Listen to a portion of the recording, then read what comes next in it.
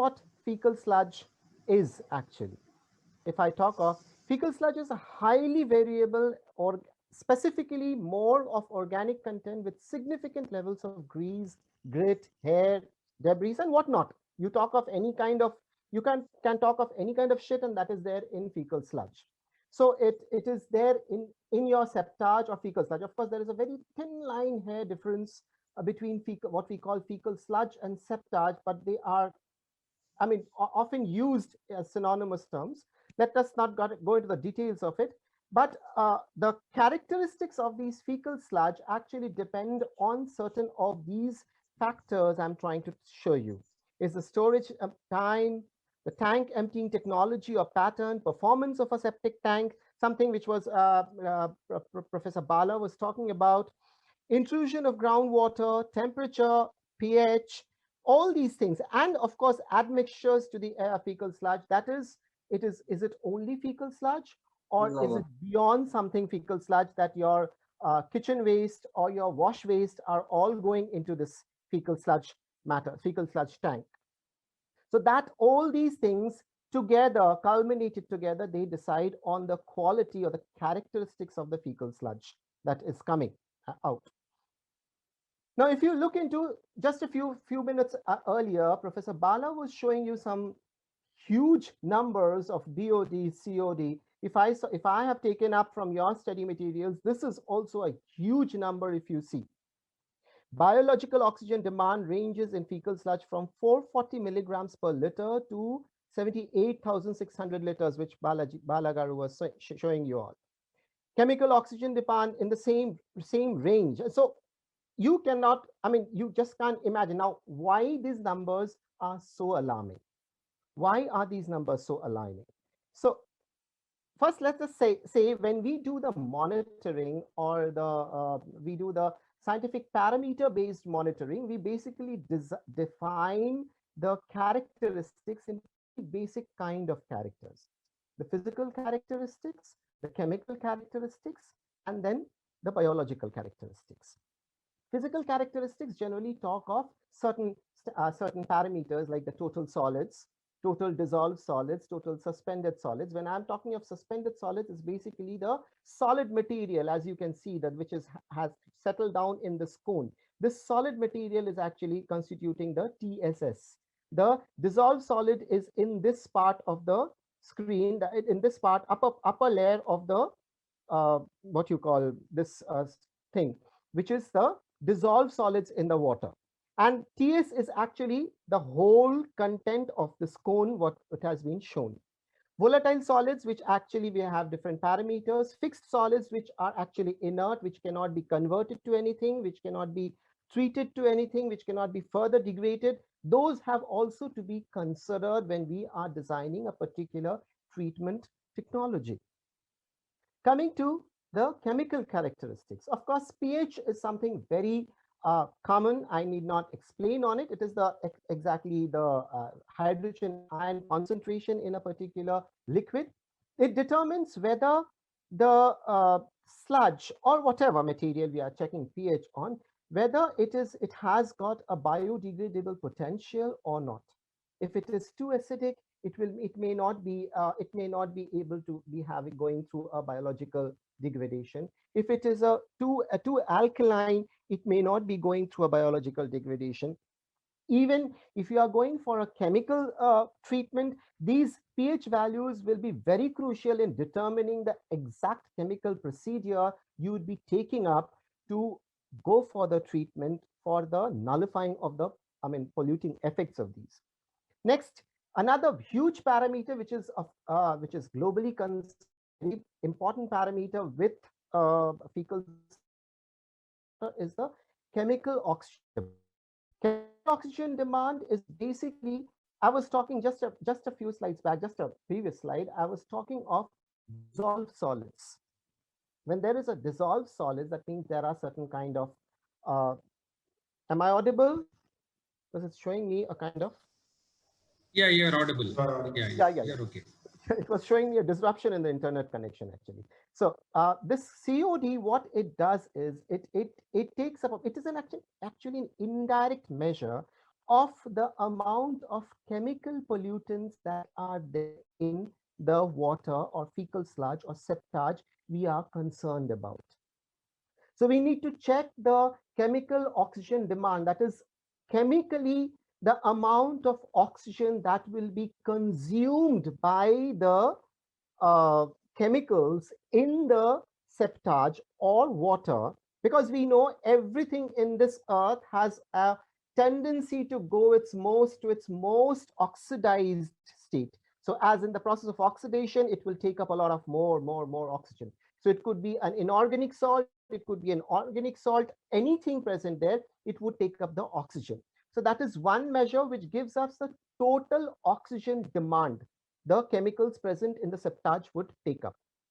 When I talk of biological oxygen demand or biochemical oxygen demand, is a part of the chemical oxygen demand, which this oxygen is actually taken up by the microbes present in the water or the septage or the sludge sample.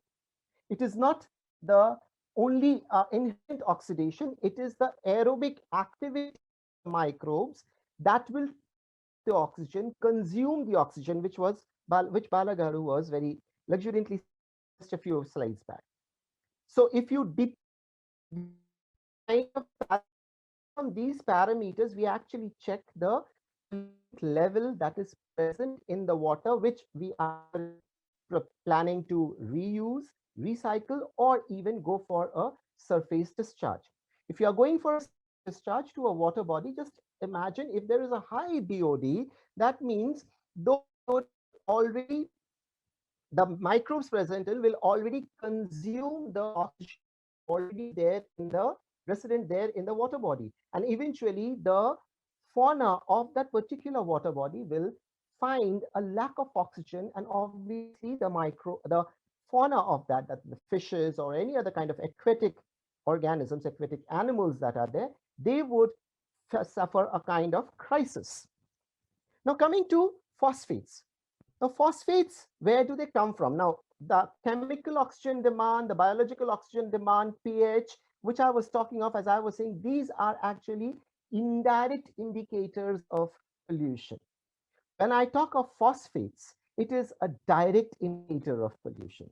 Phosphates is something which we consume through our food and we excrete through our excreta. That it is the degradation product of proteins. It is the degradation product of our nucleic acids. If there are some kind of detergents going in, if there are some kinds of industrial effluents going in into the septage, all these contain phosphates and orthophosphates. So they contribute a huge.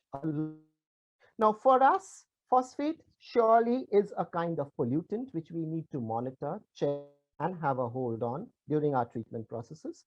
But I'll come in my next slide. I would talk of something different, where I would talk some other chemical parameters like the nitrogen or phosphorus, which you see I have subheaded them as nutrients.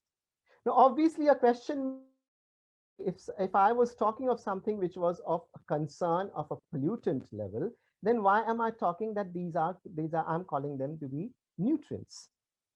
Nutrients in the sense whenever these the ammonical nitrogen, nitrates, nitrites. Of course, nitrates and nitrites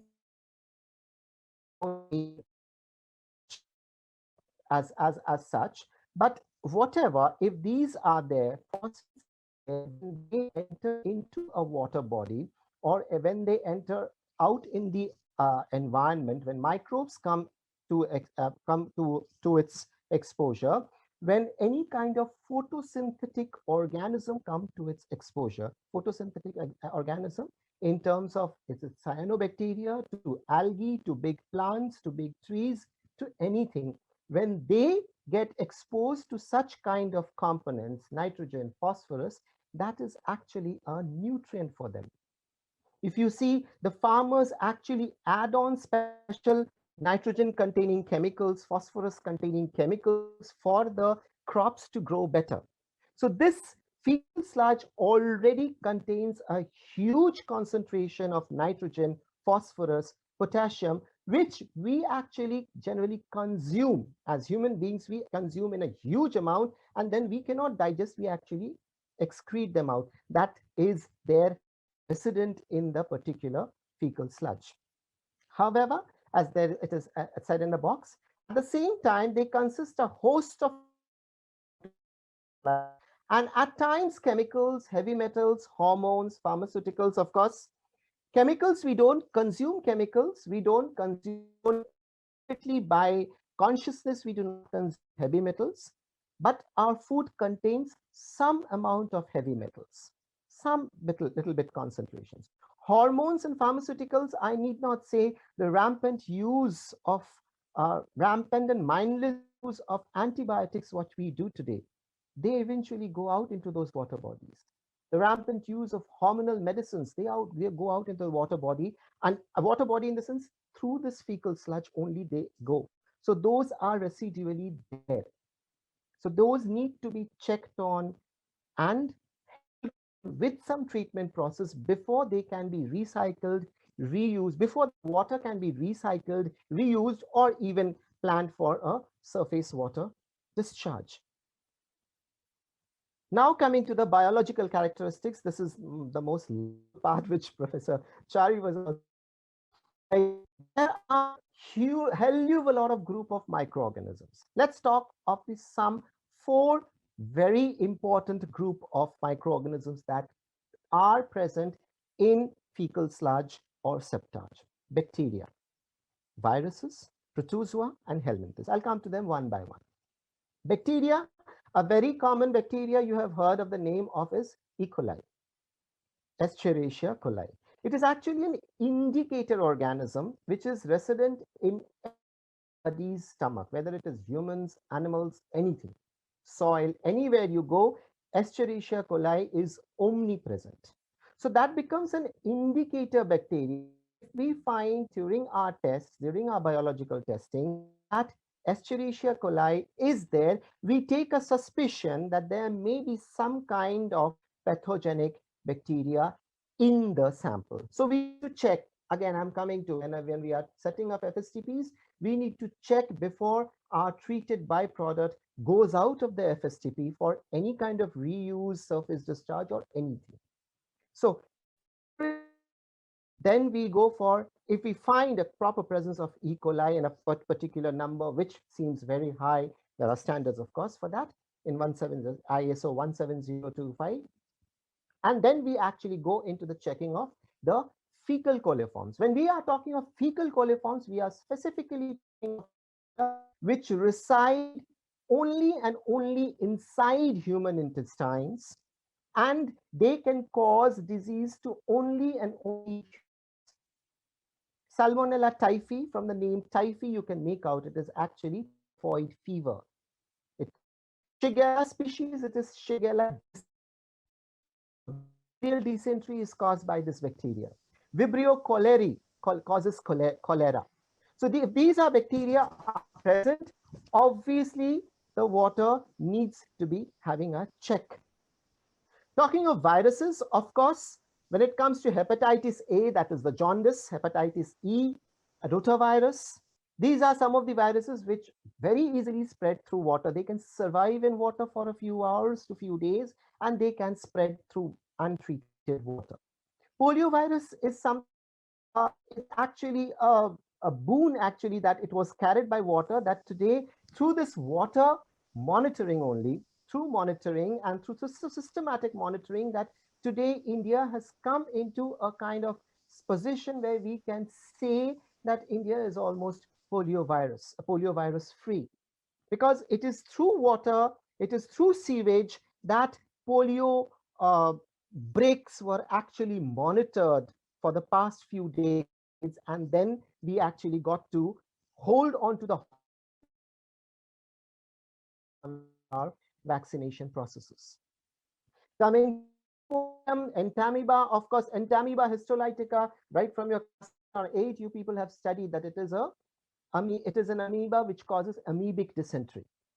Cryptosporidium is actually another kind of a thing which actually takes up in your what you call blood vessels, and then resides there and causes a lot of problems. Coming to the last part, Ascaris lumbricoides or trichuris, or as we call the helminthus. Helminthus तो हमारे सबके पेट में है, थोड़ा बहुत ज्यादा सबके पेट में है. बच्चों को कभी कभी हम लोग वो एंटी हेलमिंथिक ड्रग्स तो दे देते हैं. आई गेस बेयरली हम एडल्ट्स भी लेते हैं, हालांकि हमें हर 3 महीने में एक एंटी हेलमिंथिक डोजेज जरूर लेना चाहिए, as suggested by the medical council of India. हम लेते नहीं है, but so those are there. हम खाएं चाहे ना, हम उठा के तो नहीं खाते हैं, पर हमारे खाने के साथ कहीं ना कहीं किसी ना किसी तरह एस्करिस, ट्रिट्यूरिस, हुक हमारे पेट के अंदर जाते ही रहता है. हाँ, हमारा इम्यून सिस्टम सही तरह से काम करता है कि ये अपने असर दिखा नहीं पाते, but they go out with our feces in the form of redundant or dormant egg forms. So if they get a very luxuriant ambience, atmosphere of temperature, nutrients, pH, they will again develop into these kind of organisms, and they will